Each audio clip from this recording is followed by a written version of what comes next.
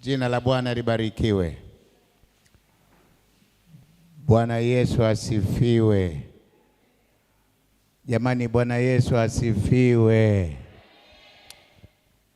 Kwanza niwapongeze sana kwa wiki nzima hii ambayo tumeianza ya siku zetu 14 za maombi. Niwapongeze sana kuwemo nyumbani mwa Bwana toka Jumatatu. Hebu jipigie makofi sana sana sana sana. Tunamshukuru Mungu, ratiba inaenda kama ilivyo, na nikamwomba Mungu mvua inyeshe kwa wakati wake na ituachie sisi nafasi yetu. Si Mungu ametusikiliza? Bwana Yesu asifiwe. Siku ya kesho tutakuwa na vyombo vyote vyetu vya kanisa letu la TAG. Tutakuwa na Jibu la Maisha, gazeti ya Jibu la Maisha tutakuwa nalo, redio yetu itakuwa hapa live, na leo nimeongea nao, watakuwa pia live hapa. Tunamshukuru Mungu kwamba NY iko inaendelea. Bwana Yesu asifiwe. NY TV toka juzi tulikuwa nao, jana tundoa kwepo, lakini leo bado hapo. Tunamshukuru Mungu kwamba na wao wameshiriki vizuri sana. Wao kama ni coverage ndio wanayo, hata wanaweza wakawapa hawa watakao kuja kesho kwamba huko nyuma kulifanyika nini, wanaweza wakawagawia. Bwana Yesu asifiwe. Tuwapigie sana NY TV makofi. Mmekwama. Sio tu hata hivyo, na sisi hatuko mbali. Watu IT ya TAG City hapo na wenyewe wamo, hawavumi ila wamo. Hebu tuwapigie makofi kabisa na wao. Sijawahi kuwaona. Bwana Yesu asifiwe. Lakini mlivyokuja kuna connection. Basi kama ipo, basi najua huwa tunakutana kwenye vikao vyetu vya jimbo. Sasa akasema mchungaji amekuja hapa, mbona mimi sijaandika barua za kualika wachungaji? Kumbe kuna mmoja usipomuita anakuja. Bwana Yesu asifiwe. Kwa sababu gani? Aliyekuwepo kuna kitu na yeye. Hebu tumpigie Bwana Yesu makofi. Karibu sana. Mimi tunafahamiana, ila hapa hujaja kutabiri, utakuja kutabiri. Karibu sana. Asante sana Askofu Omari. Hivyo ni Mlenda? Mlenda. Asante sana Bishop. Huyu nilikufahamu 2005 Kinondoni Revival. Huyu ana ujumbe. Nakufahamu vizuri. Juzi nilipita pale kuangalia TV yetu ya Zoe. Nilipopitishwa kule kwenda kumwona manager, nikafika pale kwa secretary, nikajitambulisha. Nilikuwa nimevaa kama kawaida yangu, nimevaa kapelo kama kachero fulani. Hakunitambua yule binti. Nikajitambulisha, sema unaitwa nani? Kamba naitwa Mchungaji Mlenda Omari. Mchungaji Mlenda Omari? Sema nakufahamu. Unanifahamuje? Sema miaka 7 ulihubiri ujumbe, na ujumbe nikauchukua nikaenda kuhubiri na nikoenda na mimi. Wewe ujumbe gani? Akasema ulihubiri maombi ya mchungaji Askofu Mlenda. Nilikwaje? Namba 1, Bwana akukumbuke. Namba 2, faili lako lipatikane. Namba 3, ukutane na Simon Mkereni. Wow! Yaani nikawa surprised. Kasema kweli unanifahamu, hata ujumbe nilishausahau. Mwingine ananiambiaga ni huyu hapo, kila tukikutana nafahamu ujumbe wako uliohubiri siku nyingi sana, mpaka nilishausahau. Kila tukikutana nafahamu ujumbe wako. Huwa najisikia vizuri. Basi nyie washirika wangu, msipofahamu ujumbe zangu, tutakamatana mbele za Mungu. Mungu awabariki sana. Asante sana. Bwana Yesu asifiwe. Mimi ni ndugu yenu Mchungaji Clemens Mbuya.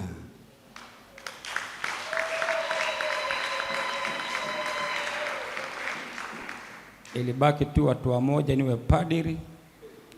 Yesu akanitokea usingizini, nikatoroka.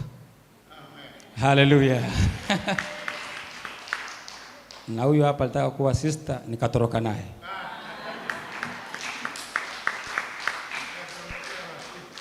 Haleluya. Nikajilipa. Bwana Yesu asifiwe. Mungu ametubariki, tuna watoto 3. Kevin Mbuya mzaliwa wetu wa kwanza, na Holiness Mbuya mzaliwa wa pili, na Goodness Mbuya, na huyu ndio mke wangu.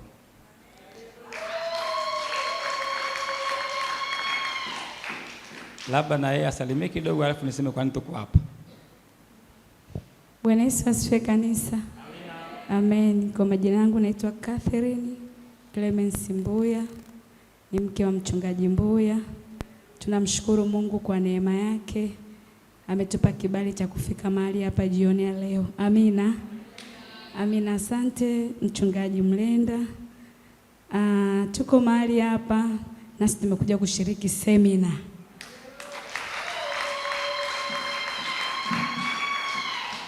Lakini pia tuliposikia katibu wetu mkuu yuko mahali hapa pamoja na mama, tukasema pia ni vizuri tuje tuwasalimie, maana hawa ni wazazi wenzetu. Amina. Amina. Mtoto wetu wa kwanza Kevin Mbuya amemuoa binti yake wa kwanza Rachel.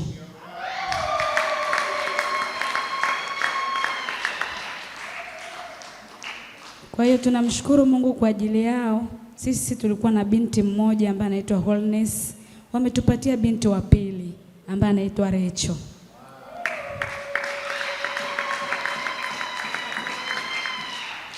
Amina, Mungu awabariki. Tumefurahi kuwaona watumishi wa Bwana. Mbarikiwe sana.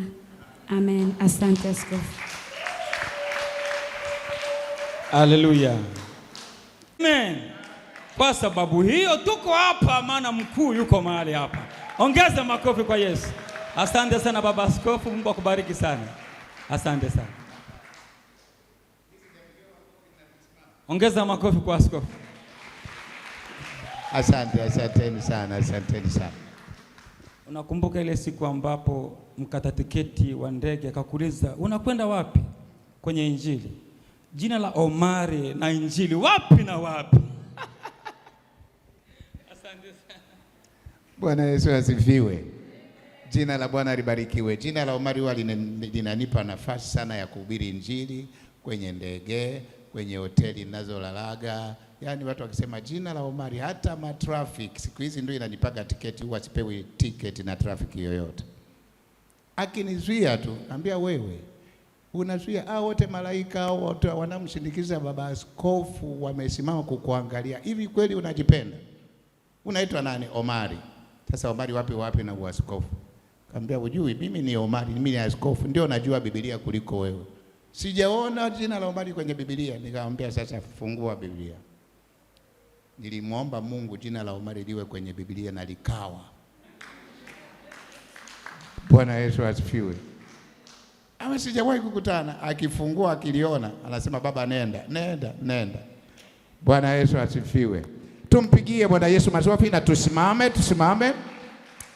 Ni wakati mzuri sana, wakati mzuri wa kulisikia neno la Bwana. Bwana Yesu asifiwe sana.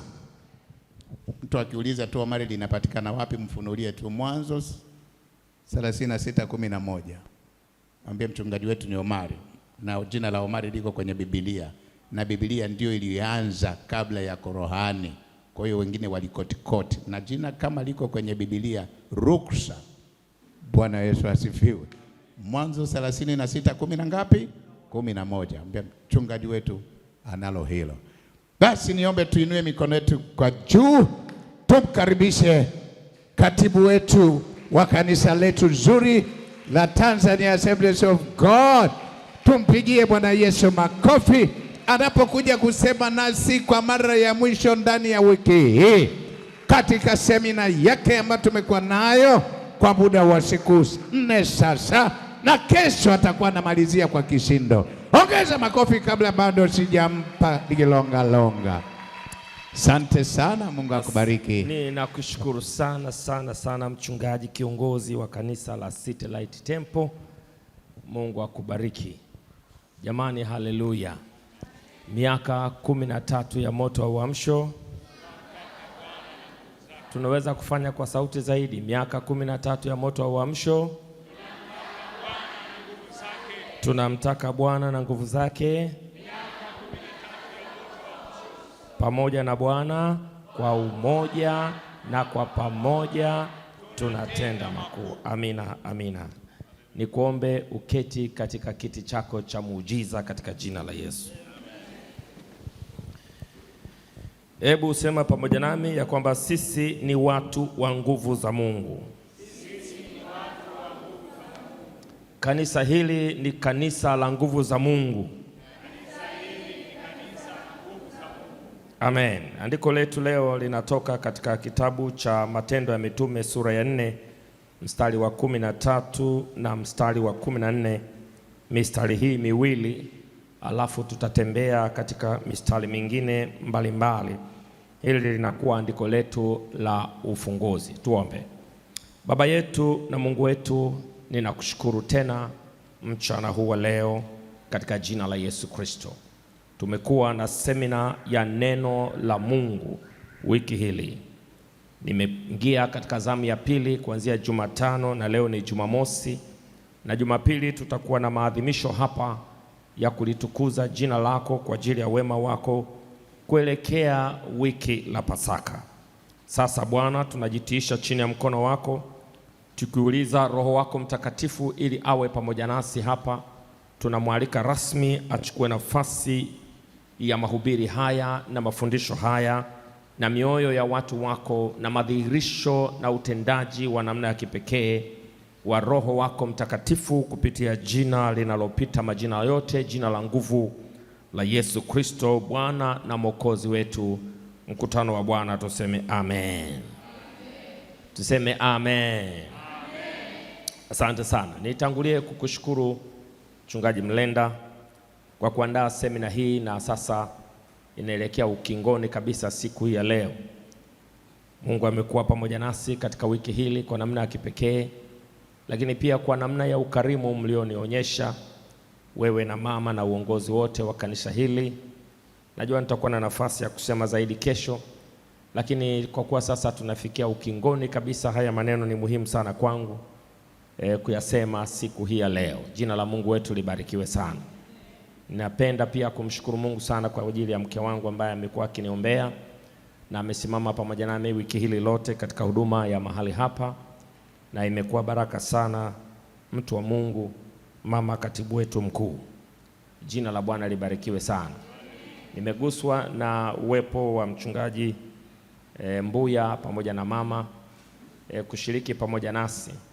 Sisi ni familia, watoto wetu wameoana, na kwa kuwa aliona ni fursa pekee ya kukutana, imekuwa baraka. Nimefurahi kukuona pamoja na mama, na mko vizuri, na Bwana awabariki sana. Ninaomba sasa bila kuchelewa tuende moja kwa moja kwenye kusudi la ibada ya leo. Ni ibada ya neno na ibada ya maombi. Neno la Mungu linatoka katika Matendo ya Mitume sura ya 4, 13 na 14.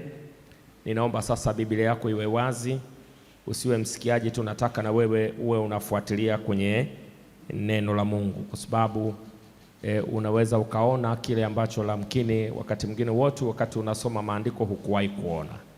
Ndio maana ni vizuri kila andiko linaposomwa na wewe fungua Biblia yako ufuatilie neno kwa neno. Neno la Mungu linasema, basi walipoona ujasiri wa Petro na Yohana na kuwajua ya kuwa ni watu wasio na elimu, wasio na maarifa, wakafanya nini? Kama tunafuatana, wakafanya nini? Narudia tena. Basi walipoona ujasiri wa Petro na ujasiri wa Yohana na kuwajua ya kuwa ni watu wasio na elimu, wasio na maarifa, wakastaajabu, wakatambua ya kwamba walikuwa pamoja na Yesu. Na wakimwona yule aliyoponywa akisimama pamoja nao, hawakuwa na neno la kujibu. Maana yake waliishiwa hoja, waliishiwa maneno baada ya kuona kuna mtu alikuwa mgonjwa, alikuwa kiwete, alikuwa hawezi. ni kilema maarufu, amesimama kwa miguu yake yote miwili, mzima kamili, timamu. Maneno yakawaishia, wakakausha hoja zote za upinzani dhidi ya kweli na nguvu za Mungu. Jina la Mungu wetu libarikiwe sana. Tunataka tutafakari pamoja siku ya leo, kufanyika vyombo vya nguvu za Mungu. Ndio mada yetu leo, na ndio eneo la 4 la mtiririko wa somo letu ambalo tulilianza siku ile ya Jumatano. Kufanyika vyombo vya nguvu za Mungu. Na nini hasa lengo la somo hili? Lengo la somo hili ni kujifunza namna Mungu anavyoweza kuwatoa na kuwageuza watu kutoka kuwa watu wa kawaida kabisa hadi kuwa vyombo vya nguvu zake. Tunataka tutafakari, tujifunze namna Mungu anavyoweza kuwabadilisha watu kutoka kuwa watu wa kawaida hadi kuwa vyombo vya nguvu za Mungu. Nimebarikiwa sana na andiko lenu la mwaka. Andiko lenu la mwaka linasema kubadilishwa na kuwa mtu mwingine, si ndivyo? Kubadilishwa na kuwa mtu mwingine. Na tunachotafakari hapa ni namna gani Mungu anageuza watu na kuwafanya vyombo vya nguvu zake, watu ambao katika hali ya kawaida na katika sifa za kawaida wasingeweza kabisa kuwa hivyo ambavyo Mungu anawafanya. Wapendwa tuliokusanyika jioni ya leo na wale wanaotufuatilia kwa mitandao ya kijamii, mojawapo ya mambo ya kushangaza kabisa kabisa katika Biblia ni miujiza. Biblia inaonyesha miujiza ya aina mbalimbali ambayo imefanyika katika au kupitia watumishi wa Mungu. Na moja ya muujiza ni huo ambao umetajwa katika fungu la maandiko ambalo mimi nimesoma hitimisho tu la kile kilichotokea. Palikuwa na mtu kiwete tangu kuzaliwa, wa umri mpevu tu, na Petro na Yohana walipokuwa wanakwenda hekaluni saa ya kusali, wakamwombea wakiweka mikono juu yao, na yule mtu akasimama, miguu yake na mwili wake ukiwa timamu kabisa. Kwa hiyo moja ya vitu vinavyoshangaza sana katika maandiko ni aina ya miujiza mbalimbali ambayo ilifanyika wakati ule wa mitume. Lakini nataka kukazia jambo zaidi ya miujiza, ya kwamba moja ya jambo lingine la ajabu zaidi si tu miujiza iliyofanyika, lakini aina ya watu ambao Mungu aliwatumia kufanya miujiza. Sasa nisikilize, miujiza ni jambo moja, lakini akina nane walitumiwa kufanya hayo matendo makuu ya kimungu ni jambo jingine. Na nachotaka tujifunze hapa ya kwamba muujiza wowote wa kimungu ni kitu cha kushangaza, ni kitu cha ajabu, kimebeba ukuu wa Mungu. Lakini kinachobeba ukuu wa Mungu sio tu ile miujiza iliyofanyika, hata watu waliotumiwa na Mungu. Aina ya watu waliotumiwa na Mungu kufanya hiyo miujiza ni jambo lingine pia lilobeba ukuu wa Mungu. Kwa hiyo ukuu wa Mungu unabebwa na vitu viwili. Cha kwanza, aina ya miujiza iliyofanyika, lakini cha pili, aina ya watu na namna watu wale walivyotumiwa na Mungu. Yesu hakuchagua watu maalum au watu wa kipekee. Hili ni moja kati ya jambo karibu wiki nzima nimekuwa nikilisema hili, na naomba urejee tena kwenye maelezo mengi ambayo nimekuwa nikiyasimamia kupitia fungu la maandiko la Mathayo sura ya 4 mstari wa 17 mpaka wa 25, ambalo ndio fungu la msingi ambalo tumekuwa tukitafakari pamoja wiki hili katika siku zote hizi tatu. Walikuwa watu wale ambao Mungu ameendelea kuwatumia au aliyekuwa amewaita. Nataka uelewe, walikuwa ni watu wa kawaida sana. Walikuwepo matajiri na watu maarufu, lakini hakuanza na hao. Walikuwepo wenye majina makubwa katika jamii, lakini Mungu hakuanza na wao. Walikuwepo wasomi wa sheria na wataalamu wa mambo mbalimbali, lakini Mungu hakuanza na wao. Walikuwepo mafarisayo waliobobea katika mambo ya dini, lakini Mungu hakuanza na wao. Walikuwepo wataalamu wa dini wenye nyadhifa na nafasi mbalimbali, lakini Mungu hakuanza na wao. Mungu aliwachagua wavuvi wa samaki. Wavuvi wa samaki, majina yao yametajwa hapo. Mmoja anaitwa Andrea, mwingine anaitwa Petro, mwingine anaitwa Yohana, mwingine anaitwa Yakobo, na baadaye walichaguliwa watu wengine katika maisha yao ya namna mbalimbali. Tunajifunza ya kwamba watu hawa walikuwa watu wa kawaida kabisa, wasio na elimu maalum ya kisasa. Walikuwa wenye maisha ya kawaida ya kuhangaika hata na mlo wa siku, lakini baadaye yakatokea mapinduzi makubwa sana ya kiroho katika maisha yao. Wakawa wenye nguvu za Mungu kwa namna ya ajabu, wakawa wenye ushawishi mkubwa sana katika jamii zao.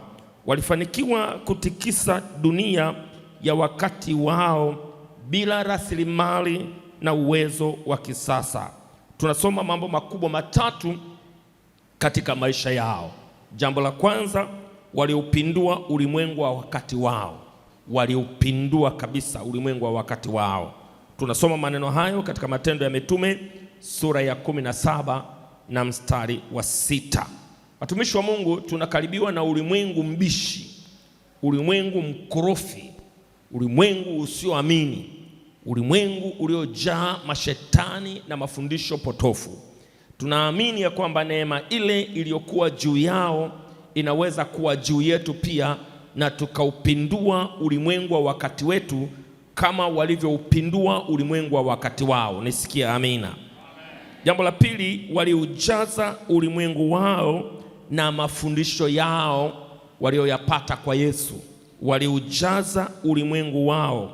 They were a talk of the day.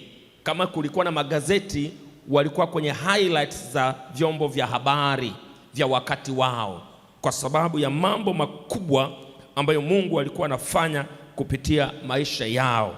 Kama they were a talk of the day then, tunaweza tukawa pia yale mambo yanayofanyika kupitia kanisa yakawa ni simulizi na yakawa yako kila mahali unapoweza kufika. Tunasoma katika Matendo ya Mitume sura ya 6 mstari wa 7 ya kwamba neno la Mungu likazidi kuenea. Neno lile likazidi, manake liliongezeka, liliendelea kushinda tena na tena. Kila walipokuwa wakiwapambanisha wakisema, hebu tuone Mungu wenu kama atawatoa mahali mlipokwama. Mungu aliwatoa. Hebu tuone Mungu wenu kama atafanya hili ambalo tunafikiri haliwezekani. Mungu alifanya. Kama Mungu aliwahi kutenda kipindi kile, tunaamini pia katika nyakati zetu Mungu atatenda pia katika jina la Yesu. Lakini jambo la tatu, Bwana akafanya miujiza ya kupita kawaida kwa mikono ya wanafunzi na mikono ya mitume. Tunaamini pia kama Mungu alifanya miujiza ya kupita kawaida kipindi kile, anaweza akafanya pia miujiza ya kupita kawaida katika kipindi chetu. Na unajua, nguvu ya Mungu inafika kwenye kilele inapofanikiwa kuzima kabisa kabisa utendaji feki wa ulimwengu wa mapepo na ulimwengu wa kishetani na mafundisho ya uongo. Tunaishi katika nyakati ambazo kuna watu wamejipatia majina ya kushangaza, majina makubwa kabisa, kwa mafundisho ya uongo na miujiza ya kubumba na miujiza ya uongo. Nataka nikwambie, wakati Roho wa Mungu anapotembea na watu wake katika kiwango cha kilele, nguvu za adui huwa zinamezwa mpaka hazionekani. Na unaweza ukakumbuka kipindi kile Musa alipokuwa ameenda Misri kuwakomboa wana wa Mungu. Misri ya wakati ule ilikuwa ni Misri ya kichawi, Misri ya kiganga, Misri ya kinajimu, Misri ya mauguzi, Misri ya matambiko, Misri ya wafuga mapepo, Misri ya ajabu sana sana. Kufanya miujiza halikuwa jambo la ajabu. Hata Musa alipotupa fimbo yake chini, Farao wala hakushangaa. Kama ya Musa unakuja na miujiza hapa vya kitoto. Unavini kwa kugeuza fimbo kuwa nyoka, unanitisha mimi? Sasa ngoja nikuitie wataalamu wangu. Akaita waaguzi na waganga na wapiga ramli, wakaingia kwenye ukumbi wa Farao, wakatupa fimbo zao pale, ya kwanza, ya pili, ya tatu, ya nne, ya tano. Walikuwa wengi, sijui walikuwa wangapi. Fimbo zao zote zikageuka nyoka. Unamuona Farao anamdhihaki Musa, unafanya nini? Ndipo fimbo ya Musa ikaingia kazini, ikameza nyoka wa kwanza, ikameza nyoka wa pili, ikameza nyoka wa tatu, ikameza nyoka wa nne, ikameza nyoka wa tano, ikameza nyoka wa sita, ikameza nyoka wa saba, ikameza nyoka wa nane, ikameza nyoka wa tisa, ikameza nyoka wa 10, ikameza nyoka wa 11, ikameza nyoka wa 12, ikawafagia nyoka feki wote, nyoka wa kiganga. Tunaposema miaka 13 ya moto wa mwisho, ni kama tunasema fimbo ya Musa iko wapi na yule nyoka wa Musa yuko wapi? Ameze nyoka zote za kichawi na kazi zote za kichawi. Na nataka niwatangazie washirikina wote na waganga na wahubiri feki wanaotengeneza miujiza feki, wakati wa nguvu za Mungu kutembea umefika. Tutameza kazi zote za kishetani na zitaondoka kwenye uwanja wa Injili. Atabakia Yesu peke yake akitamba na mamlaka ya jina lake. Jina la Yesu Kristo libarikiwe. Naomba kusikia amina nyingine tena yenye afya. Sasa nisikilize. Somo langu nimeligawa katika maeneo kadhaa. Nimeligawa katika maeneo kama 3 hivi ama 4. Na nataka nianze kufanya fundisho hili hatua kwa hatua. Eneo la kwanza la fundisho langu, nataka tutazame kwanza kitu kimoja muhimu sana cha hali yao wanafunzi kabla hawajakutana na Yesu. Walikuwa na hali gani? Walikuwaje? Na kwa nini ni muhimu kuwatazama walivyokuwa? Kwa sababu inatusaidia kuelewa kilichotokea baada ya kukutana na Yesu. Haleluya. Haleluya. Na katika eneo hili nitaongea mambo 3. Eneo la kwanza ni kwamba watu hawa walikuwa watu wa kawaida kabisa, na waliokuwa wanaishi maisha ya kawaida, na hawakuwa na upekee wala umaalumu wowote katika jamii. Tumesoma katika andiko lile la Mathayo sura ya 4 mstari wa 17 mpaka 23, 24, 25, na tukaona ya kwamba watu hao walikuwa ni wavuvi. Maisha yao yalikuwa yanategemea pato la siku. Wasipotoka hawali, wasipotoka hawapati. Kwa hiyo maisha yao yalikuwa ni ya kupata na kukosa, na kazi yao ilikuwa ni kazi ya kuchosha sana. Nakumbuka wakati fulani Yesu akakutana nao wakiwa wamefanya kazi usiku kucha, hawakupata chochote, wamechoka, wamekata tamaa. Wale watu walikuwa wanafanya kazi zile ambazo ni za hand to mouth, kipato cha siku, na wanahangaika na maisha ya kawaida. Hawakuwa watu maalumu, watu wa kipekee, wala wenye elimu ya kisasa, wala wenye vipawa vya kipekee. Lakini tunaona ya kwamba watu hawa walipokutana na Yesu, kuna kitu cha namna tofauti kilitokea katika maisha yao. Jamani, amina. Lakini jambo la pili, walikuwa watu wasio na elimu yoyote. Unajua elimu, napozungumza elimu nazungumza ni skills ambazo watu labda wameenda kwenye chuo wakapata labda certificate fulani, au wakapata diploma fulani, au wakapata degree fulani. Hawajawahi kwenda chuo chochote, na nachelea kama waliwahi kwenda hata shule. Watu hao walikuwa ni watu wasio na elimu. Tunajuaje? Kwa sababu maandiko yanathibitisha hivyo. Katika Matendo ya Mitume sura ya 4 mstari wa 13, Biblia inasema wale watu waliokuwa wanawafahamu wakasema watu hawa hawana elimu, na sio tu kwamba hawana elimu, pia hawana maarifa. Inakuwaje Mungu anawatumia katika viwango vya ajabu namna hii? Walikuwa hawana elimu wala hawana maarifa. Kwa lugha nyingine ni kwamba hawakuwa na elimu maalum ya kiroho wala ya maisha haya. Walikuwa ni watu wa kawaida kabisa, watu wa kawaida kabisa. Kwa nini hilo jambo ni muhimu? Jambo hilo ni muhimu kwa sababu nataka uone jinsi ambavyo Mungu ni inclusive. Hata mtu yule ambaye anaweza akadhani mimi sina kitu maalum kwa ajili ya Mungu, Mungu anaweza akaanza na chochote hata kama ni insignificant. hata kama hakina thamani. Unakumbuka alipokwenda kule nyikani akamkuta Musa, alimuuliza Musa, una nini? Musa alijibu majibu ya huzuni sana, akasema mimi sina hata pa kulala, mahali ninapolala ni kwa mkwe wangu.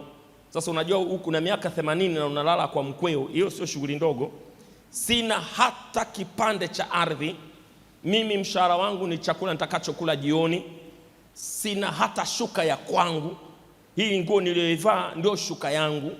Mimi nilicho nacho kama ni cha kwangu, naweza nikasema hiki ni changu, nilikitafuta mwenyewe, ni hii fimbo.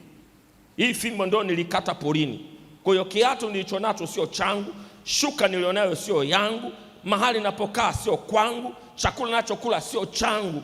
Cha kwangu mimi ni fimbo tu. Hii ndio pekee naweza nikasema hii ni ya kwangu. Mungu akamwambia kwa fimbo hiyo nitafanya maajabu.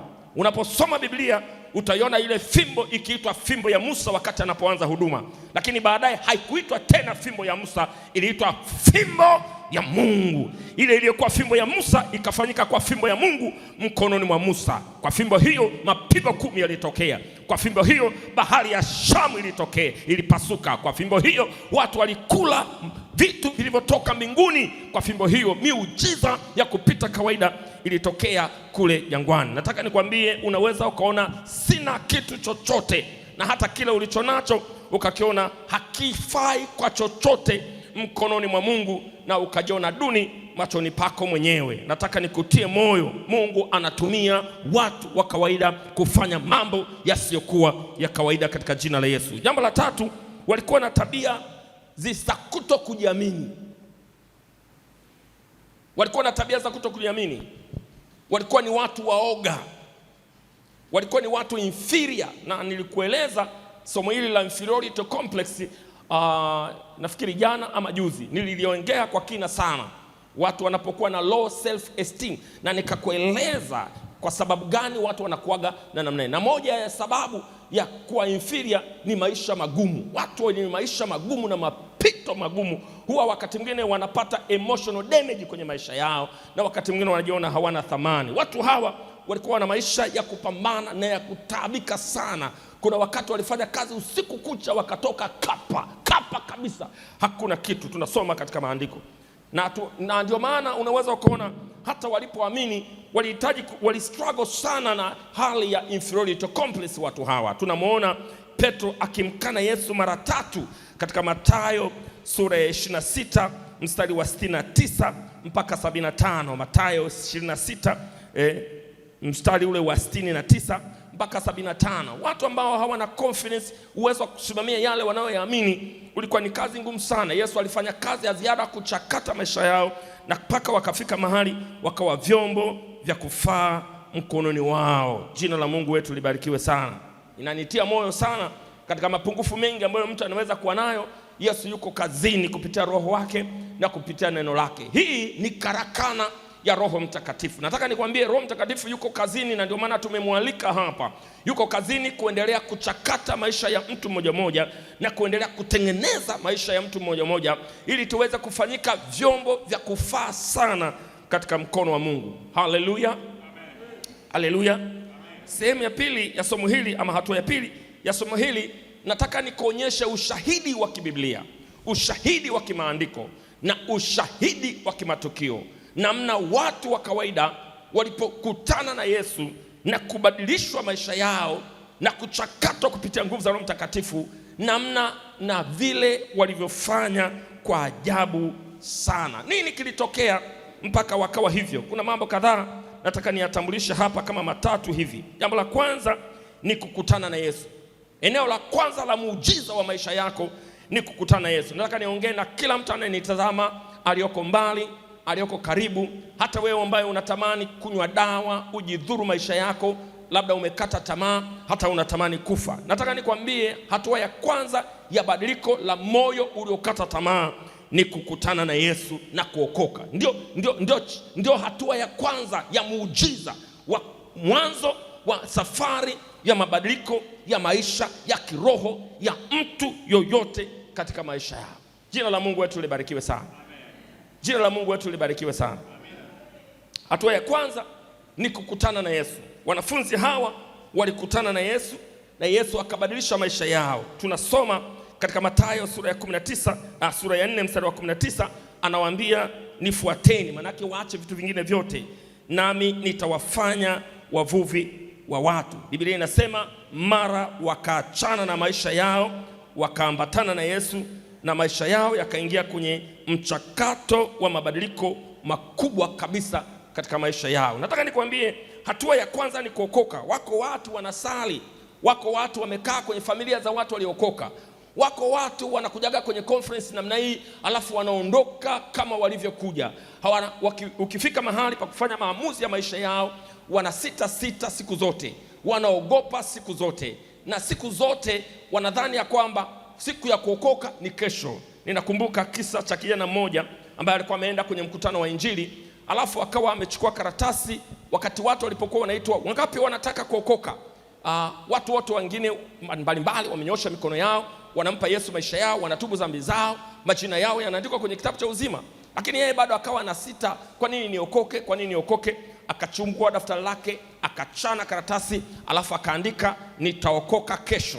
Alikuwa anatazamia, ilikuwa ni Arusha hiyo, alikuwa anatazamia ya kwamba kesho atakuja tena kwenye mkutano, alafu kesho ataokoka. Sasa anafikiri atakuwa amesettle mind yake vizuri. Wakati anaondoka njiani, bahati mbaya akakutana na ajali, na bahati mbaya akafariki. Wakati walipokuwa wanamsachi watafute labda vitambulisho wamtambue yeye ni nani, anakaa wapi, na tunaweza tukamsaidieje kupata ndugu zake, walikuta kitu kimoja tu kwenye mwili wake, karatasi iliyoandikwa maneno mawili tu, nitaokoka kesho, na akapotea. Ndugu yangu, wewe unayenitazama, wewe unayenisikiliza kupitia vyombo vya habari, mitandao ya kijamii, na wewe ulioko hapa, nataka nikwambie kesho haiko kwenye mamlaka yetu, na kuhakikishia kesho haiko kwenye mamlaka yetu. Kesho iko kwenye mamlaka ya Mungu. Iliyo kwenye mamlaka yetu ni leo, na saa ya wokovu Biblia inasema ni lini? Ni sasa. Na usifanye mgumu moyo wako kila unapoisikia Injili. Watu wale walipokutana na Yesu walikubali kubadilika, walikubali kuokoka. Hilo ndio jambo la kwanza, na ndio ilikuwa siri ya badiliko la kwanza la maisha yao. Lakini jambo la pili, walijitoa kikamilifu. Haikutosha kuokoka, haikutosha kuokoka. Jambo la pili tunaona wakajitoa, sio kujitoa tu, walijitoa kikamilifu. Kujitoa maana yake nini? Maana yake ni kuishi maisha ya kujidhabihu kwa ajili ya Mungu. Unajua, kujidhabihu ni kukubali wakati mwingine vipaumbele vyako viwe chini na vipaumbele vya Mungu viwe juu. Waliacha nyavu zao, Biblia inasema wakati mwingine hawakuweka kipaumbele kwenye mapenzi yao wenyewe. Ndio maana unaona Biblia inasema wakaziacha nyavu zao. Na ngoja niweke vizuri jambo hili. Kuna watu wa aina mbili wanaoitwa na Mungu. Kuna watu wanaoitwa ili waache nyavu zao kabisa. Maana yake ndio kama akina sisi wachungaji na viongozi wengine wa kiroho. Lakini kuna watu wanaitwa na Mungu, lakini wataendelea kufanya shughuli zao, lakini vipaumbele vyao sasa vinabadilika. Biblia inasema utafuteni kwanza ufalme wa Mungu na haki yake, na hayo mengine mtafanya nini? Mtazidishiwa. Mimi ninatiwa wivu sana na watu kadhaa, nikitaja majina yao usijisikie vibaya. Ninatiwa wivu sana na Wayahudi. Natiwa wivu sana na Wayahudi. Myahudi na ibada ni kama samaki na maji. Huwezi kumtenganisha na ibada wakati wa ibada unapofika. Ninapofika kwa habari ya Mungu wao, wale watu hawana mjadala. Hakuna cha sheria za Umoja wa Mataifa, hakuna cha resolution, hakuna cha chochote. Mtatunga sheria zenu asubuhi na jioni, lakini neno walilopewa na Mungu kwao ndio kitu cha maana kuliko kitu chochote. Wako tayari kugombana na mtu yoyote na taifa lolote na watu wa jamii yoyote wakisimama kinyume na Mungu wao. Wale ambao umewahi kutembelea Uyahudi unaweza ukaelewa. Siku ya ibada hakuna maduka yaliyo wazi. Hakuna maduka yaliyo wazi. Kama waamini wauliza waliofika Israeli, hakuna maduka yaliyo wazi. Maduka yote yamefungwa. Nchi yao ni nchi ya jangwa karibu 90%. Nchi yao ni nchi ya mawe na milima isiyo na rutuba. Nchi yao ni nchi ngumu sana, imepita kwenye nyakati ngumu sana. Lakini kama kuna nchi yenye wataalamu wa kilimo wabobevu, walioifundisha dunia drop irrigation ni Wayahudi. Kila tone la maji kwao lina thamani. Wanaongoza kwa kulima matunda na zabibu duniani, na sasa wana uchumi mkubwa. Kwao hakuna njaa kabisa. Ardhi yao ni ndogo, lakini kila eneo dogo la ardhi yao limefanywa production ya kisasa, na ni wataalamu wa kisasa na maendeleo makubwa, sio tu ya kilimo, ya sayansi ya kilimo na sayansi zingine mbalimbali. Ni wajuzi wa mambo ya kisasa ya kisiasa, ya kijamii, ya kisayansi, ya kivita. Wangelishafutwa zamani sana. Mataifa ya Kiarabu yako hapo makubwa, yalishawahi kufanya attempt ya kulifuta hilo taifa, hawakuweza. Na kama kuna ndoto moja dunia inaweza ikaota, ni kuwaza ya kwamba kuna siku moja hakutakuwa na taifa la Wayahudi. Lile ni taifa lililobarikiwa, hakuna mwanadamu anaweza kulifuta. Jina la Mungu wetu libarikiwe sana. Jina la Mungu wetu libarikiwe sana. Lakini unajifunza kutoka kwao ya kwamba inapofika wakati wa Mungu, wanampa Mungu nafasi yake. Ndio maana unaona wanastawi, ndio maana unaona wanasonga mbele. Ingawa hawakuweza kumtambua Yesu, lakini maandiko yanasema kuna wakati Bwana atawatokea tena, na lile shina la mzeituni lililoondolewa litarudishwa tena, na watamkubali Yesu tena wakati wa majira yake utakapotimia. Ingawa kwa sasa kumeonekana na mioyo migumu kidogo. Kundi la pili ambalo mimi nimeguswa sana, mimi nimeishi Zanzibar karibu miongo miwili, karibu miaka 20 nimeishi Zanzibar. Nimeona jinsi ambavyo wale ndugu zetu ikifika wakati wa ibada, jinsi wanavyoheshimu Mungu wao, wanavyoheshimu ibada. Ibada kwao ni kitu chenye maana sana. Na unaweza ukaja na mapesa yako hivi, ukafika dukani hivi, una milioni 1, una milioni 2, una milioni 5, unataka kununua kitu dukani kwake, anakuambia hivi, mimi nakwenda swala. Kama ni riziki, ni riziki tu, Mungu atanipa. Kama si riziki, si riziki tu. Anakuacha na pesa zako mlangoni, anaondoka, anaenda kwenye ibada. Akimaliza ibada, anarudi kuendelea kuuza. Lakini angalia jinsi ambavyo wamestawi. Jifanyia utafiti tu. Hawakusoma kama watu wengi, hawana maarifa kama watu wengi. Lakini angalia, unajua msimamo unakusaidia kufanya vitu vya maana katika maisha. Mungu anasema mahali fulani, ukiwa vuguvugu, yani huwezi kupata chochote. Biblia inasema pia mahali pengine, mtu mwenye kusitasita ni kama mawimbi ya upepo yanayotoswa huku na huku. Maana wewe sio baridi wala wewe sio moto, manake unataka vyote. Huwezi kupanda farasi wawili kwa wakati mmoja. Kama unamtaka Mungu, wekeza katika Mungu, wekeza sawa sawa. Utamwona Mungu akifanya maajabu, utamwona Mungu akifanya mambo makubwa. Jina la Mungu wetu libarikiwe. Jina la Mungu wetu libarikiwe. Usiwe na sura mbili, mtu wa Mungu, uwe na sura moja. Hata watoto wako wawe wanajua mama anamaanisha anaposema ameokoka. Watoto wako wajue baba anamaanisha anaposema ameokoka. Majirani zako wajue huyu baba akisema ameokoka, he means the business. Ukoo wako ujue huyu mtu inapofika kwa habari ya Mungu wake huwa hatakagi masihara, hatakagi masihara. Bosi wako atajua ya kwamba wewe unampenda Yesu na msimamo wako hauyumbi. Katika nchi hii wa Sabato sio watu ambao imani yao ni maarufu sana. Nazungumza kwamba kwa maana ya kuenea. Katika kipindi kirefu huko makazini, huko maofisini, walikuwa ni watu wanaowashangaa, kwa sababu ilikuwa imezoeleka ya kwamba siku ya mapumziko ni Ijumaa na siku ya mapumziko ni Jumapili. Lakini nenda sasa hivi kwenye mawizara, nenda sasa hivi kwenye makampuni, nenda sasa hivi kwenye mataasisi, uone walivyoweka msimamo mpaka wametambuliwa ya kwamba na sisi tunastahili kupumzika, kwa sababu siku hii ni siku yetu ya mapumziko. Utanyimwa ruhusa lakini msabato atapewa. Utanyimwa ruhusa lakini msabato atapewa, kwa sababu yuko tayari kupoteza kazi lakini asipoteze nafasi ya kwenda kwenye ibada. Jina la Mungu wetu libarikiwe. Na wako hapo walokole waliojaa Roho Mtakatifu, waliojaa neno, waliomjaa Mungu, wamejaa madukani, wamejaa viwandani, nyakati za ibada hawana habari, wako tu change, naomba change. Na watu wa ajabu sana. Mimi nashindwa kuelewa, mtu ameokoka anaogopa chuma ulete. Unaogopaje chuma ulete wakati umeokoka? Yaani unaibiwaje hela na mashetani wakati umeokoka? Unajua ukishakuwa na mawazo yanayoyumba, hata kile ulichodhani unacho hutakuwa nacho, kwa sababu kitaibiwa. Utaibiwa ufahamu, utaibiwa msimamo, utaibiwa imani, utakaa unahangaika. Mimi sipendi kuwasema vibaya wapendwa, lakini kama kuna watu wanaohangaika na maisha ni walokole. Nakwambia, kama kuna watu wanaohangaika na maisha ni wapendwa. Mungu hakukusudia hivyo. Mungu alikusudia watu wa Mungu mahali popote watakapokuwa watastawi. Hata kama hawana mitaji watastawi, hata kama hawana elimu watastawi, hata kama hawana uzoefu watastawi. Ndivyo Mungu alivyokusudia, ya kwamba watu wake walioitwa kwa jina lake wanapojinyenyekeza na kutubu na kuacha njia zao mbaya na kumpa Mungu nafasi anayostahili kwenye maisha yao, hata ukimpanda kwenye jiwe anaota na kustawi katika jina la Yesu Kristo.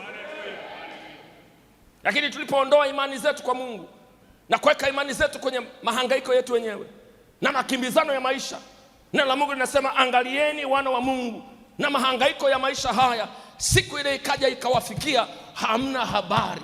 Moja ya kitu ni tanzi kwa wapendwa wengi maeneo mengi ni mahangaiko ya maisha haya. Wanajichosha sana na mahangaiko na wakiwa wamemweka Mungu pembeni. Hakuna mafanikio ya kweli ambayo unaweza ukafanikiwa mtu wa Mungu kama Yesu ni namba 2, kama Yesu ni namba 5, kama Yesu ni namba 11, kama Yesu ni namba 20.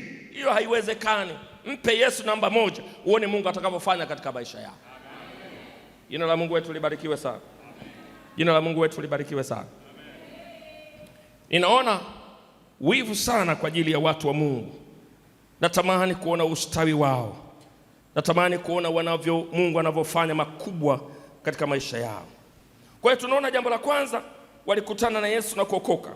Jambo la pili, haikuishia kuokoka tu, walijitoa kikamilifu kwa Mungu. Sasa watu wengi tumebakia na jina la kuokoka, lakini hatua ya pili hatujaichukua, hatua ya kujitoa. Jambo la tatu, walikaa na Yesu kwa muda mwingi na wa kutosha.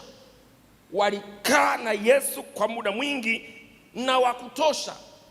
Katika mafundisho yangu mbalimbali huwa ninawaambia watu, nenda mwendo mrefu na Yesu, ili kwamba hata ikifika mahali akili yako ikichoka au ikijaribiwa, unapotamani kugeuka kurudi unakotoka ukuone mbali. Nenda kwenye kina ndani ya Yesu Kristo. Nenda mbali ndani ya Yesu Kristo. Zama sana ndani ya Yesu Kristo, mpaka wakati maisha yanapokujaribu, mapito yanapokujaribu, matukio yanapokujaribu, mahangaiko ya maisha yanapokujaribu, unapotazama kutoka, uone ulikotoka ni mbali kiasi kama hakurudiki tena. Jina la Mungu wetu libarikiwe sana. Maandiko yanatuambia wanafunzi hawa walikaa na Yesu miaka 3. Usiku na mchana walikuwa naye. Walijifunza kutoka kwake. Walijifunza kwa kuona miujiza. Walijifunza kwa kusikia mafundisho yake. Walijifunza kwa kuyatazama maisha yake usiku na mchana. Na wakawekeza muda wao na maisha yao ndani ya Kristo. Na kitendo kile cha kuwekeza muda wao na maisha yao ndani ya Yesu, ndivyo ambavyo Mungu pia aliwekeza kwa namna ya ziada ndani ya maisha yao. Wakafanyika vyombo vya kushangaza sana. Jina la Mungu wetu libarikiwe sana. Sehemu ya 3 ya somo langu nataka niwapitishe kwenye mifano hii sasa halisi ya kimaandiko. Na nitakupitisha kwenye mambo kadhaa hapa. Leo nafundisha kwa hatua. Mifano halisi ya matendo makubwa waliofanya watu hawa baada ya kuokoka, baada ya kukutana na Yesu na kujitoa kikamilifu, na baada ya kutembea na Yesu kwa muda wa kutosha. Ni kitu gani kilitokea? Mapinduzi ya kiroho yaliyotokea kwenye maisha yao yaliwazalia kitu gani? Yaliwafanya wafanye mambo gani ambayo ni matendo makuu ya Mungu kupitia maisha yao? Jambo la kwanza, huduma yao iliwavuta maelfu. Huduma ya wanafunzi hawa wavuvi ilikuwa ni mass pulling power. ilikuwa inavuta mamia na mamia na maelfu ya watu. Unaona katika Matendo ya Mitume sura ya 2 mstari wa 14 mpaka wa 41, Petro mtume anasimama gospel yake ya kwanza ya hadhara. Watu 3,000 wakampa Yesu maisha yao. Nasikia wivu, nasikia deni, nasikia kuwiwa sana. Mtu huyu maskini, mtu huyu mnyonge, mtu huyu ambaye hakwenda shule, mtu huyu ambaye alikuwa hana vipawa wala karama, lakini kwa kiwango alicho invest ndani ya Kristo na Kristo kuinvest ndani yake, matokeo ya utumishi wao, Petro ni alama ya matokeo ya utumishi wao. Tunaona kanisa linaanza na watu 3,000 siku ya kwanza ya Pentecost. Matendo ya Mitume sura ya 2 mstari wa 14 mpaka wa 41. Ujumbe wake ulikuwa ni ujumbe wa moto. Ujumbe wake ulikuwa ni ujumbe wenye matokeo. Ujumbe wake ulikuwa unagusa watu mpaka wanasema tufanye nini sasa? Tufanye nini? Anawaambia tubuni, alafu na kipawa hiki cha Roho Mtakatifu kitakuwa juu yenu na watoto wenu na wale wote watakaoitwa na Bwana na wale walioko mbali. Huyu ndiye aliyekuwa mtu muoga. Alikuwa na matatizo ya maradhi ya inferiority complex. Huyu mtu ndiye alikuwa anatamani kukimbia huyu. Huyu mtu alikuwa muoga, alikuwa ni mtu asiyejiamini. Lakini unaona baada ya Yesu kuwekeza kwenye maisha yake na yeye kuwekeza katika Kristo, matokeo yake tunapata mhubiri mwenye ujasiri asiyeogopa chochote. Jambo la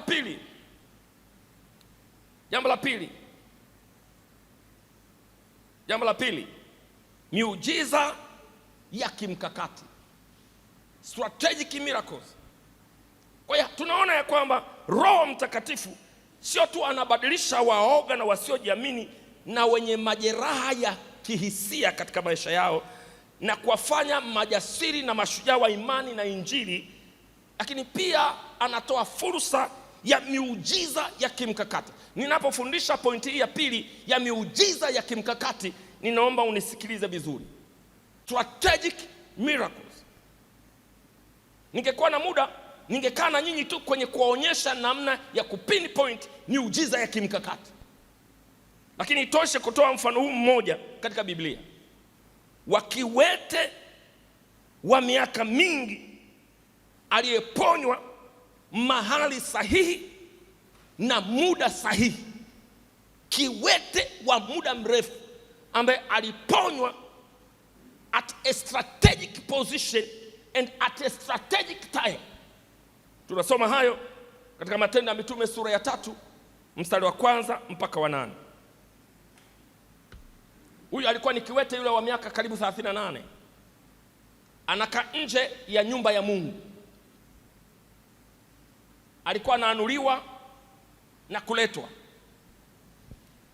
Alikuwa anakaa nje ya mlango, kulikuwa na milango mingi, kuna ule mlango unaitwa mlango mzuri. Alikuwa anakaa pale nje ya mlango mzuri. Na unajua ukiwa unakaa lango lile ambalo ndio lango la maingilio ya nyumba ya Mungu, manake hakuna Myahudi ambaye alikuwa hamjui. Hakuna Myahudi ambaye alikuwa hamjui. Kwa sababu Wayahudi walikuwa na sikukuu 3 ambazo zilikuwa zinawaleta Wayahudi wote kutoka duniani pote. Na katika hizo sikukuu ilikuwa ni lazima kila Myahudi aingie ndani ya hekalu lile kubwa. Na kwa miaka hiyo yote ya kuwepo kwake alikuwa anakaa pale nje ya mlango mzuri. Maandiko yanasema alikuwa kiwete tangu kuzaliwa, sio aliwahi kuugua akawa kiwete. Alikuwa kiwete tangu kuzaliwa. Akawa mzigo kwa ndugu zake, wakamwambia sasa umekuwa mtu mzima, jihangaikie mwenyewe. Akawa hana namna. Wakamwambia msaada pekee tunaweza kukupa ni wa kukupeleka pale hekaluni, watu wa Mungu wakiwa wanaenda kusali wakupe sadaka. Maisha yake yalikuwa ni ya kuombaomba. Yohana walikuwa wanamfahamu huyu. Yakobo walikuwa wanamfahamu huyu. Petro walikuwa wanamfahamu huyu. Maandiko yanasema ilikuwa saa ya kusali majira yale ya alasiri. Petro na Yohana wakafika pale kwenye mlango mzuri, wanaingia kwenye ibada ya alasiri. Walipofika pale wakamwona, walivyomtazama hawakumtazama kama zamani, walimtazama kwa jicho la kimkakati na kwa upako wa kimkakati katika jina la Yesu.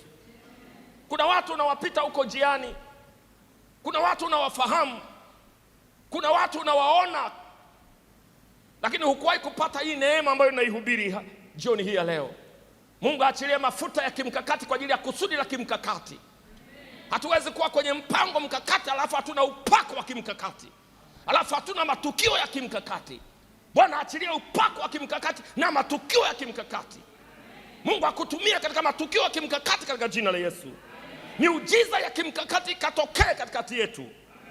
Haleluya, haleluya. Walipofika pale wakamwambia, dhahabu na fedha hatuna, tulizoea kukupa tulicho nacho, lakini leo hatukupi kwa sababu hatuna fedha na hatuna dhahabu, tuna kitu tunacho. Wakamwambia, kwa jina la Yesu inuka. Muujiza wa kimkakati umeanza kazi. Hajawahi kuona mtu kiwete akitembea. Watu wa jamii ile hawajawahi kuona kiwete akitembea. Huu ndio ulikuwa muujiza wa kwanza tangu Pentecost, kiwete anasimama.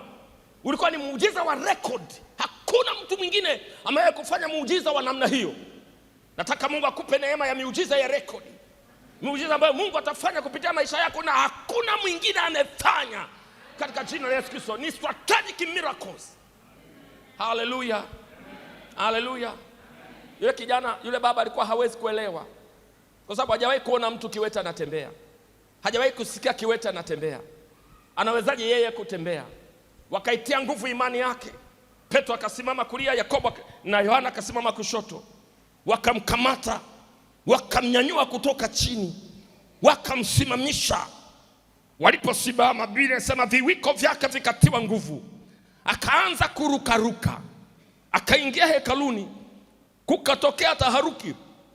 Watu wakashangaa, watu wakakusanyika, watu wakaanza kuwatukuza Petro na Yohana.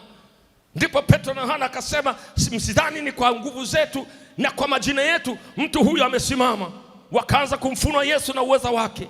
Siku hiyo watu 5,000 wakampa Yesu maisha yao kwa sababu ya muujiza wa kimkakati. Muujiza wa kimkakati. Na uombea mkutano huu, Mungu awape miujiza ya kimkakati. Na muombea mchungaji Mlenda akukutanishe na hitaji la kimkakati na mafuta ya muujiza wa kimkakati yawe juu yako. Na muombea kila mshirika mahali hapa, nguvu ya upako wa kimkakati ukutane na hitaji la kimkakati, na nguvu ya Mungu iwe juu yako, na litokea ambalo kila mtu atakayesikia atasema, huyu ni Mungu wazi wazi. Huyu ni Mungu wazi wazi.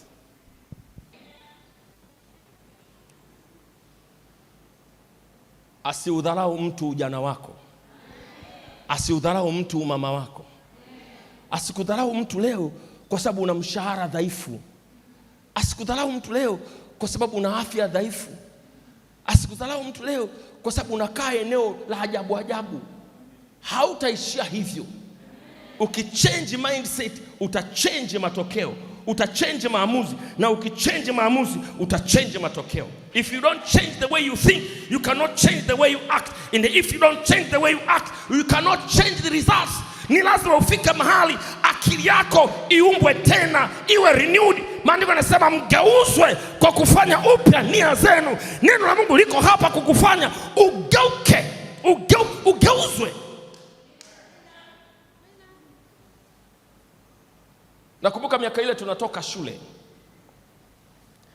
ilikuwa na rafiki yangu mmoja, tumekutana Mwanza. Ana hofu ya maisha. Anazimulia tu ambali jinsi ambavyo mambo yanaweza akawa magumu. Nikamwambia hivi, unitafute miaka mingi baadaye, I will never fail. Sitafeli maisha. Akawa anashanga, usijiamini sana. Sasa nisijiamini kwa sababu gani? Nisaidie kumwambia jirani yako, kama nimefuria ni sasa, huko mbele sifurii mimi. Yani kama nimefuria, na kama ni mnyonge, na kama ni dhaifu, ni sasa. Lakini kesho yangu ni kesho tofauti. Na wala sisemi kwa nafsi yangu, nasema kwa neno la Bwana.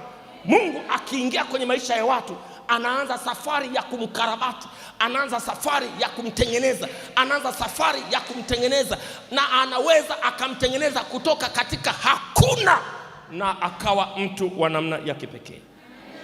Hawa watu walikuwa watu wa kawaida sana, wa kawaida sana, na Mungu akafanya nao mambo makubwa sana katika maisha yao. Jina la Mungu wetu libarikiwe. Naomba niendelee kuhubiri nikitokea hapo. Sawa baba mchungaji? Sitaki tena kurudi kule juu. Amen. Ninazungumza jambo la kwanza, walikuwa na huduma inayowavuta wa maelfu katika Kristo. Roho Mtakatifu alibadilisha watu ambao walikuwa ni waoga, wenye majeraha ya nafsi, wasiojiamini wala wasioweza kuaminika, kwa vyombo vya kushangaza. Jambo la pili, tumeona miujiza ya kimkakati. Siku ile kiwete aliposimama, umati ukakusanyika, injili ikahubiriwa, watu 5,000 wakampa Yesu maisha yao. Jambo la tatu, tunakiona kitu kilichotokea kwa wanafunzi hawa ni kutumiwa na Mungu katika uponyaji wa namna maalum na utiisho. Hiki ni kitu tofauti na strategic miracle. Uponyaji wa namna maalum na utiisho. Tunasoma katika Matendo ya Mitume sura ya 5 mstari wa 15 na wa 16. Petro sasa haweki mikono tena juu ya watu, wala humuoni Petro akisema kwa jina la Yesu wewe pepo mchafu toka. Hakuna. Maandiko yanasema katika mistari hii, watu waliwapanga watu kwa majamvi yao, magodoro yao na vitanda vyao kando kando ya barabara. Watu walikuwa wanaulizia Petro atapita njia gani. Wanalisoma jua litakuwa huku ama litakuwa huku, manake likiwa upande huu manake kivuli kitakuwa hivi. Petro alikuwa kivuli chake kinaponya. Kivuli cha Petro kilikuwa kinaponya. Wakaponywa makumi, wakaponywa mamia, wakaponywa maelfu. Kivuli cha Petro kilikuwa kinaponya. Huduma ya kanisa iliadhimishwa kila mahali. Usingeweza kuifananisha na ya waganga, usingeweza kufananisha na wapiga ramli, usingeweza kuifananisha na wafuga majini. Huduma ya Kristo ilikuwa imebeba utisho wa Mungu, nguvu za Mungu. Unajua mpaka watu waliokuwa wanaabudu mamiungu walikuwa wanatamani nguvu za Mungu. Yani walipolinganisha nguvu za Mungu na nguvu za mashetani, yani wafuga majini, waganga wa kienyeji, yani walijua kabisa hii sio kama ya kwetu. Naliombea kanisa la Mungu neema ya ziada.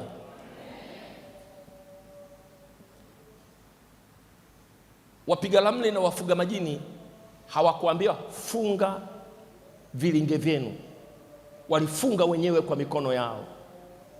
Unakumbuka kisa cha Simoni mchawi? Alifunga kilinge mwenyewe, akakusanya pesa yake yote, akasema kama nikiweza kununua uchawi huu wa kimungu nitakuwa mchawi kuliko mchawi yoyote duniani. Akawaendea mitume wakati wameteremka Samaria, wakamwambia una laana wewe, unafikiri unaweza kununua kipawa cha Mungu? Jina la Mungu wetu libarikiwe sana. Utiisho.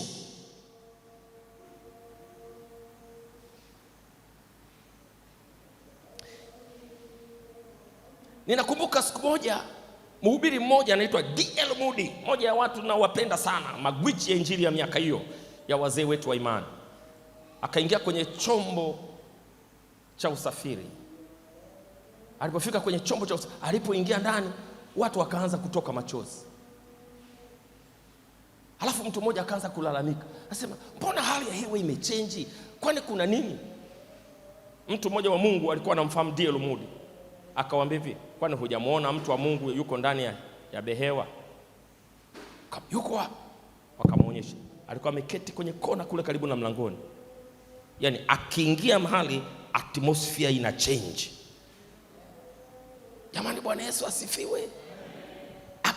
Yani mtu wa Mungu akiwepo mahali mpaka hewa inajua hapa pana mtumishi wa Mungu, mpaka mijusi wanajua hali ya hewa leo ni tofauti. Atmosphere ina change.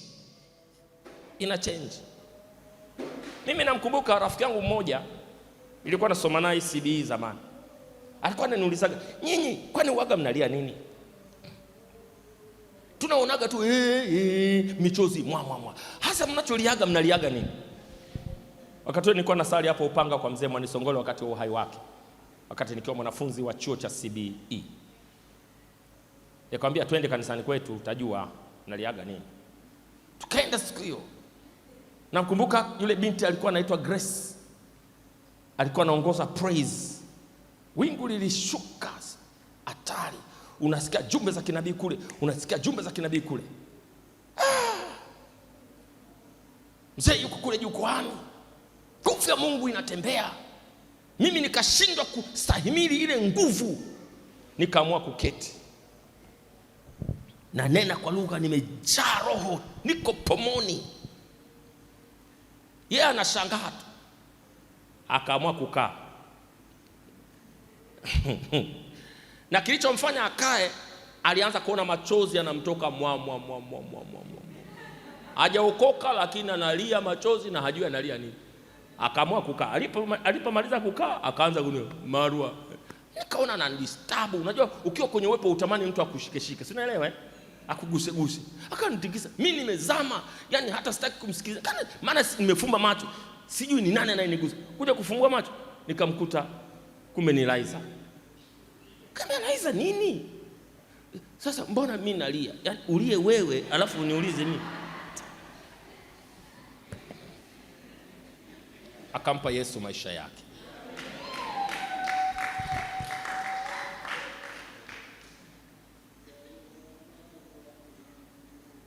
Jina la Mungu wetu libarikiwe sana. Tunataka upako unaochange atmosphere. Tunataka upako unaotembea na sisi kama wingu.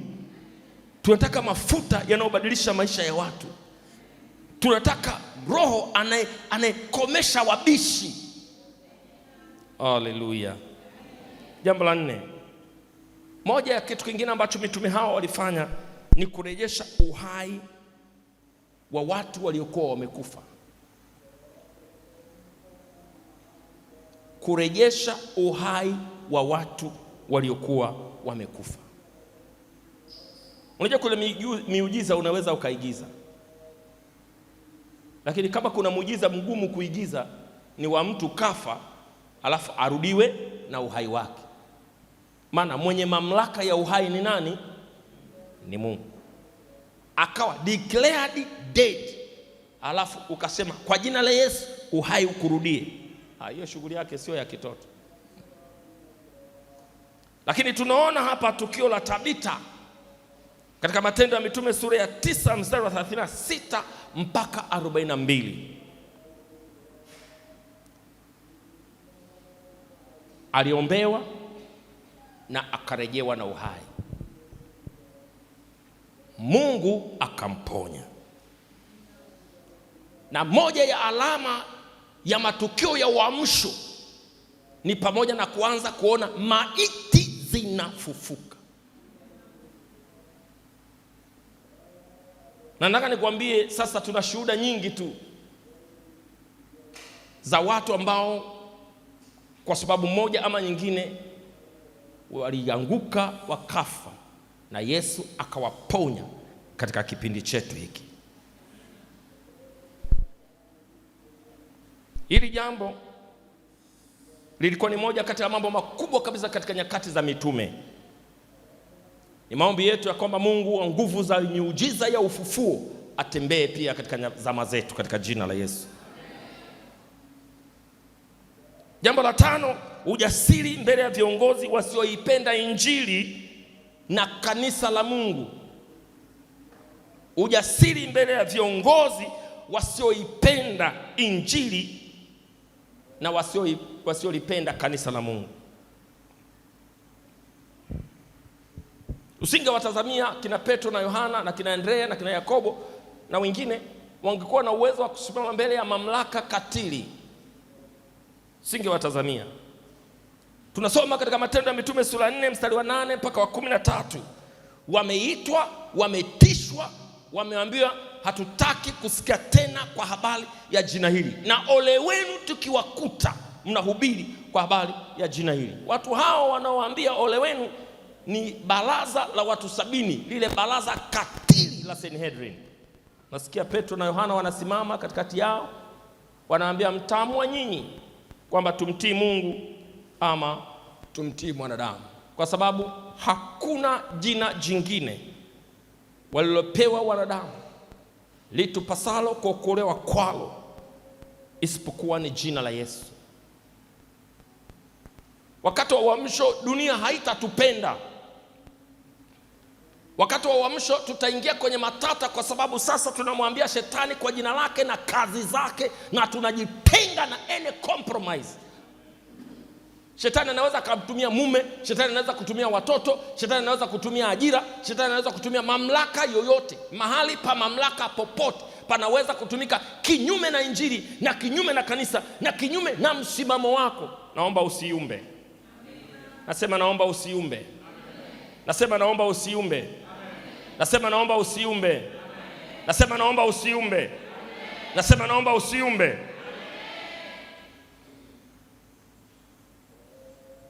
Tunasoma katika Matendo ya Mitume sura 4 mstari wa 13, ile sehemu ya mwisho, walipofanya vitisho vyote wakafika mahali wakasema bila shaka hawa watu walikuwa na Yesu.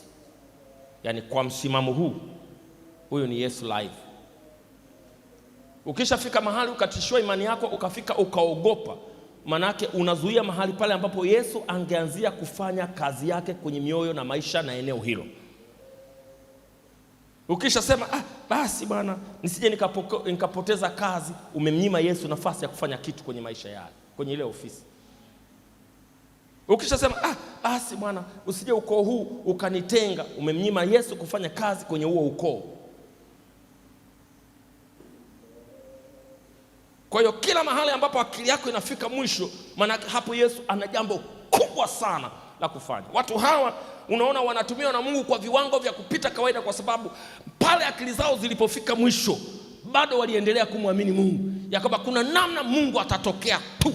Wakaenda mpaka magerezani, wakafungiwa huko ndani, geti la kwanza, geti la pili, geti la tatu, geti la 4, wako kule ndani, lakini bado waliendelea kumwamini kuna namna Mungu atatokea tu. Mungu akatuma malaika akamtoa Petro ndani kabisa kule gerezani, mikatale ikaachia, malango yakaanza kufunguka mbele yake, yanafunguka, akatoka gerezani akawa kama mtu anaota. Unaweza kadhani ya kwamba Mungu hana uwezo wa kukutoa kwenye kona ngumu uliokwama, lakini nataka nikwambie mahali pale ambapo akili yako inafika mwisho, iwe ni ugonjwa, iwe ni uchumi, iwe ni ajira, iwe ni afya, hapo ujue ya kwamba Mungu kuna kitu atafanya. Wala usijali ya kwamba umeanza kuoza. Lazaro alienda kaburini siku ya 4 na bado Yesu akatokea akamtoa kwenye kaburi, maiti iliyokuwa imeoza ikarudiwa na uzima katika jina la Yesu Kristo mwana wa Mungu aliye hai.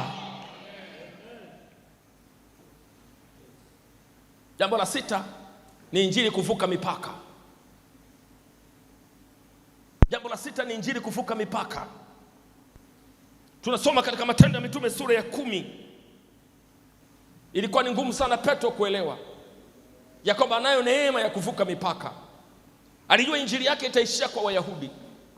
Yuko mahali anaomba, amefunga hali hanywi, akaletewa kitambaa kimejaa kila aina ya vyakula katika maono, akaambiwa chinja ule, akasema mimi ni Myahudi, mimi ni Myahudi, mimi sili kitu najisi. Mungu akamwambia usikiite najisi kitu ambacho Mungu amekitakasa. chinja ule. Akataka kuhakika kama ni sauti ya Mungu, akaipambanua, akajua kila alichokitakasa Mungu hakina unajisi. Katika maono akakubali, afu akapewa tafsiri ya yale maono. Akaambia hao ni makabila mbalimbali ya mataifa. Pana mtu mlangoni, msikilize. Ametumwa kutoka mahali na kuna mtu mcha Mungu lakini hajaokoka. Hutoa sadaka zake na kufanya ibada lakini hamjui Yesu. Nenda msikilize na ukamhubiri habari za Yesu. Akaenda na yule mtu mpaka kule kwenye mji wa Kornelio. Alipofika nyumbani akakuta Kornelio ameita watu mpaka majirani. Akaanza kuhubiri habari za Yesu Kristo. Akawaambia tubuni mkabatizwe, maana Yesu Kristo ni mwokozi wa ulimwengu. Watu wale wakaamini, watu wale wakampokea Yesu. Roho Mungu akaja juu yao. Nataka nikwambie injili ikatoka kwenye mipaka ya Uyahudi ikafika mpaka nchi zingine. Nataka nikuombee upako maalum nyumba hii. Injili yenu haitaisha kuta nne. Injili yenu haitaisha kuta nne. Injili yenu haitaisha kuta nne. Injili yenu itavuka mipaka ya makabila. Injili yenu itavuka mipaka ya mito. Injili yenu itavuka mipaka ya milima. Bwana wape upako wa kwenda mbali na nguvu ya injili kutoka nyumba hii, katika jina la Yesu Kristo mwana wa Mungu aliye hai. Lakini walikuwa watu wa kawaida na walienda mbali.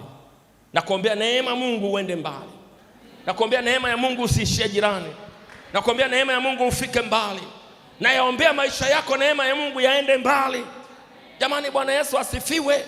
Naomba nitakaporudi mara nyingine nisiwakute mahali nilipowakuta, kwa sababu namwamini Mungu anayewatoa watu mahali na kuwapeleka mahali. Biblia inasema kutoka imani mpaka imani, utukufu hadi utukufu, viwango hadi viwango, kutoka holini mpaka orofani, kutoka duniani mpaka mbinguni.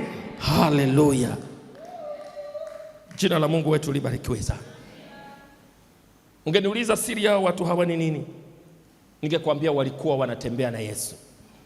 Ungeniuliza siri ya watu hawa ni nini, nikwambia walijazwa na nguvu za Roho Mtakatifu.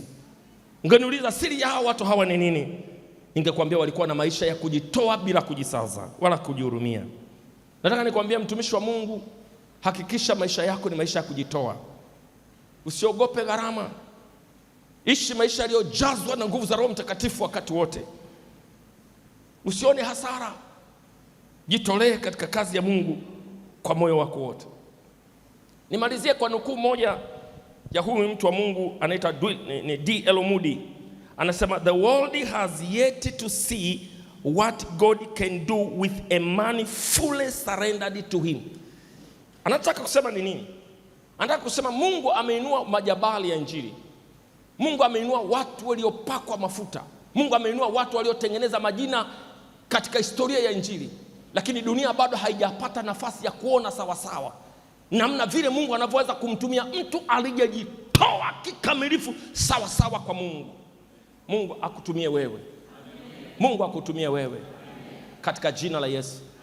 Anabadilisha watu wa kawaida kuwa watu wasiokuwa wa kawaida. Haleluya. Haleluya.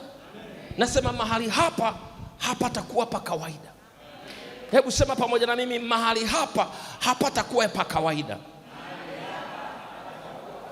Na mchungaji wetu hawezi kuwa mtu wa kawaida. Na nyumba hii haiwezi kuwa nyumba ya kawaida. Na huduma hii ya Satellite haitakaa iwe huduma ya kawaida. Sema watatoka magharibi, watatoka kusini, watatoka kaskazini, watatoka pande zote. Sema nyumba hii itakuwa nyumba ya makimbilio.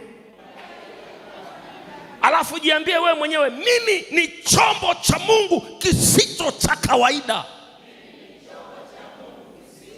Sawa, sema neno kubwa zaidi, mimi ni moto wa kuotea mbali. Simama kwa miguu yako.